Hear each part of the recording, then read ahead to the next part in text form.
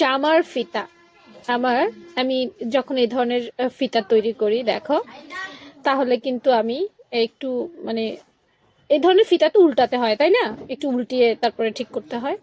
তো আমি এই জিনিসটা অ্যাপ্লাই করি, কারণ জামার কোনা ভালোভাবে অনেক সময় বের হয় না, অনেক সময় দেখা যায় উল্টাইতে প্রবলেম হয়, তখন একটা সুতা মাথার মধ্যে দিয়ে তারপর সেলাই করে নিই।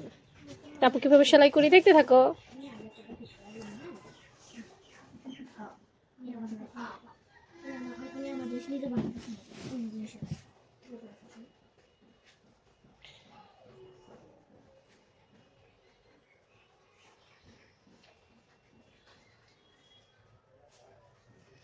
তো হয়ে গেছে সেলাই দেখো। এখন জাস্ট ভেতর দিয়ে টান দিব আস্তে আস্তে। হ্যাঁ, জোরে টান দিলে আবার সুতা কিন্তু বের হয়ে যায়, এই আরেকটা প্রবলেম। তো আস্তে আস্তে টান দিব।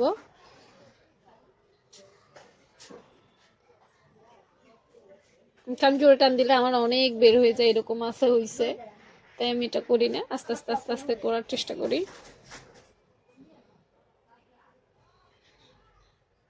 এই যে দেখো বের হয়ে গেছে, দেখছো? আর কর্নারটাও সুন্দর হয়ে যায়। এটা দড়ি পাইপেনের মতো মতো করে আমি দেই। ব্যাস হয়ে গেছে।